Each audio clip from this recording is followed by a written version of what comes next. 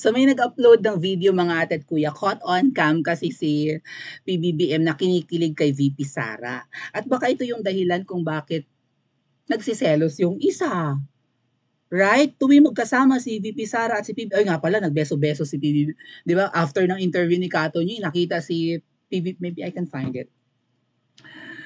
Nakita si PBBM na bineso-beso si VP Sara.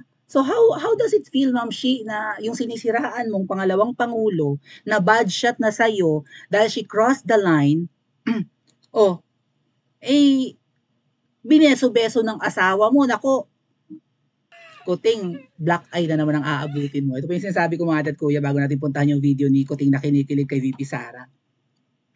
Ayan beso-beso for Bongbong Sara at PNPA graduation. Kasi parang mandato yan ng pangalawang pangulo na umattend dapat sa graduation ng ng mga ng school lalo na ng PMA at PNPA kung ano man yan. Isa yan sa mandate ng Vice President. Aside from, syempre, dapat siya ang hahalili sa Pangulo sa kasakaling hindi kayang gampanan ng Presidente ang kanyang trabaho. So, ayan, following First Lady Marcos's admission of a rift, or di ba, may bangayan, or may gap sila ni VP Sara, President Marcos and Duterte, VP Sara, bussed each other and shared the stage at the Philippine National Police Academy or PNPA's graduation rites in Silang Cavite. Apakalamig pa naman doon, ma'am. Yang Silang Cavite, katabihan ng Tiagay Chong, ang sharp-sharp ng klima doon. Tapos ang ganda-ganda ng panahon, tapos magkasama sila. Wala ka doon, ma'am? Good luck. Okay, Friday kahapon, April 19. Magkasama, may beso-beso pa, ma'am. Diyos ko, ma'am. Huwag mong payagang magbeso-beso si PBBM kay VP Sara. Alam mo kung bakit? Kasi sabi na Atty. Glenn Chong, ikaw ay mabantot or malakas kang magyosi. Therefore, yung singaw ng katawan, totoo yan mga kuya, iba ang singaw ng katawan. Pasintabi sa mga nagyosi, alam naman natin na di ba, pampalipas oras nyo yan, di ba, pamatay oras nyo or whatever. Pero ako kasi mga ate at kuya, hindi ako nagsusmoke dahil nga sa asthma ko. I have tried that. Nag-try din ako ng mga imported na mga yosi, di ba? Pero hindi ko feel Yung pala may asthma ako. Uli ko na lang nalaman na may hika ako mga ate at kuya. Like, mature na ako yung nalaman ko. As in, ilang taon ko palang nalalaman. Hindi ko alam nung bata ako na ako may hika. So, hindi ko kaya ang yosi. Pero yung mga taong nag-yosi, iba ang singaw ng katawan, amoy yosi pa rin. At ang bibig lalo na, di ba? Unless siguro malinis sa katawan, baka after mag-yosi, nag-gargle ng mouthwash or toothbrush. Pero iba eh. Tapos magbeso-beso kay VP Sara na mukhang clean living naman, healthy tingnan, maputi pa. Hindi porke maputi malinis si VP Sara parang may proper hygiene, si Ma'am Shi, hindi tuyot si VP Sara eh. Ikaw Ma'am Shi, tuyot na tuyot. Parang nahuhulas lagi ang makeup. Tapos si PBBM bebeso-beso sa isang magandang babae, mistisa, mabango, healthy, hindi dry. For sure, di ba? Mahalimuyak. Maikukumpara talaga ni PBBM kapag humahalik siya sa'yo, ma'am. Kanino kikiligin si PBBM? Sa amoy yosi, sa amoy mabantot, o sa mabango at maputi at mistisa at maganda? Paki-comment nga agad sa comment section. Hello fake news peddler, Ensaymada paid vlogger. Sabi kasi simula ang pagbula ng bibig ng mga Ensaymada vlogger. So ayan, binanatan na ni FLC si VP Sara pangitang-pangita na na ayaw na ni Kuting sa kanya. Ito, bumiso-beso na naman. Beso-beso. Maybe it's a kiss of Judas or something. But still, di ba? Beso-beso much. Puring-puri sila na ang lakas ng loob ni Ma'am Shi na binabanata na si VP Sara, na bastos si VP Sara, di ba? Or kung ano man. Pero ang ending, doon pa rin beso-beso si PBBM. Hindi nandidiri. Okay. So, nilalait kasi yung itsura ni VP Sara. Ito nga sabi ni Kuya Adrian, partida at blurred pa yan. Kung yan ay pangit, paano na lang si Kuan? Kanang badging nga ako, kanang badging nga butod ba? So si VP Sara umattend ng kung ano mang okasyon ito, pero blurred yung picture, ganda pa rin. Abay, ang ganda. Abay, kahawig nga naman ni Miss Claudia nung kadalagahan, no? Hindi nalalayo ang ganda ni VP Sara sa ex ni Kuting, di ba? O, blurred pa daw yan, apakaganda. O, ay kumusta daw si ano, si nanlalait. Tuwing binabatikos nilang asawa ko, ano, lalo silang pumapangit, tayo cute pa rin, sabi niya kay Katon cute siya ng lagay na yun. Sino may sabi sa'yo? Si Ma'am Shi naman ito, kinikilig-kilig sa pambobola ni Tonyeng eh. Anyway, nakunan nga po ng video si VP Sara na tinititigan siya ni Hello Kitty. At si Hello Kitty talaga kilig na kilig.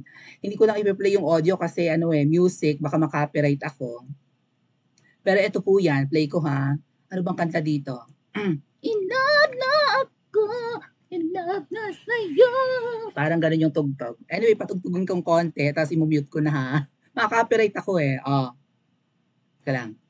Full volume ko lang. Oh dear.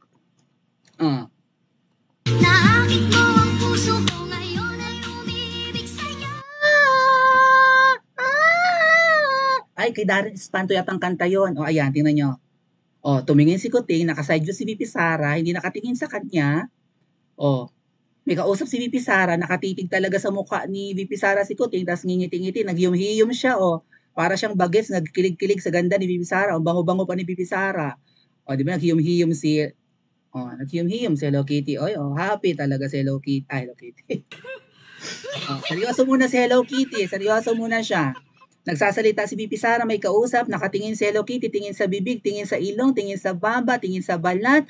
Apakakinis naman ng aking Vice President, apakaganda, apakaputi, walang burog sa mukha, hindi kulubot ang liig, nagiti-ngiti si Hello Kitty. Oy. No, tamo yan. Diba? Oh. Ay, bakit yung graduation? Kanina lang ito. Ito yung graduation ng PNPA. Oh. Kanina lang. Ngiti-ngiti siya, oy. Akala ko ba, porky binanata ni Ma'am Shi. Yun yun, di ba? Yan ang suot ni VP Sara, yun yung buhok, yun yung suot ni Kuting, may garland. Yun pala yun. Latest video pala yun. Partida hindi nakatingin si VP Sara, naghiyom-hiyom si Hello Kitty, oy, nagingiti siya, oy, kikilig-kilig pa rin siya. Ma'am Shi! Ay, ba? Ma'am Shi, kilig-kilig yung asawa mo kay VP Sara. Tapos sa interview mo with Katonying, dry na dry ka, mata mo baga, Diyos ko po, ginoo ko. Ano ba yan? Parang amaldi-maldita ng dating mo, apakasungit mo, tuyot na tuyot, kulubot ang liig. Ay, hindi ka talaga uubra sa ex ni PBBM na si Claudia, na tahimik na ang buhay. At lalong hindi ka uubra sa ganda ni VP Sara. Mukhang mabango, malinis, may heart. So, selos nga ba ang pinag-uugatan at hindi yung pagtawa ni VP Sara? Right? Sabi, kaya daw binanat-banatan ni Ma'am Shi si VP Sara ay dahil tumawa nang binanggit ni Tatay Digong na bangag yung asawa niya. Hindi naman tumawa si VP Sara. Walang nakitang video na tumatawa si VP Sara nung tinawag na bangag yung asawa mo. Tapos yung asawa mo kinikilig kay VP Sara habang kasama. Kahapon lang, kanina lang tumangatid kuya, umattend sa PNPA graduation. Hindi naman galit si Kuting kay VP Sara. In fact, kinikilig-kilig pa nga. Ay, madam, naku, madam, ano ang gagawin mo sa asawa mo? Nagbeso-beso, ngiti-ngiti, kilig-kilig, happy kasama si VP Sara. Mabango pa naman, mukhang mabango talaga si VP Sara. No? Actually, mga ate at kuya, dahil nasama ko ng sama sa mga kick-off rally, sa mga rally, meeting the advance ni VP Sara, send-off ceremony nung panahon ng kampanyahan, I had the chance na makaharap si VP Sara. Actually, nakatabi ko pa, nagpa-picture pa ako with her, together with her. And mabango si VP Sara. Partida ha, panahon ng kampanyahan yun, nangitim na nga yung pangalawang pangulo natin dahil kakaikot sa Pilipinas. Namula na nga, pero hindi nangingitim, namula-mula lang si VP Sara, bilad na bilad sa araw, nakatabi ko, wala akong naamoy Ma'am Shi, hindi amoy Yossi, Ma'am Shi. Mabango si VP Sara. Tapos binibeso-beso pa ni Hello Kitty. Ikaw, Ma'am Shi, kailan ka bineso-beso ng iyong asawa, ha? Kailan ka hinalikan? At hindi kaya yosi ang naamoy or alak or whatever? O ano yan, Diyos ko po. Selos kaya ang pinag-uugatan ng galit ni Ma'am Shi kay VP Sara? Or maybe talagang delikado na baka si VP Sara ang sumunod na pangulo at hindi si Tambaluslos? Or kung sino man ang manok ni Ma'am Shi for the 2028 presidential elections?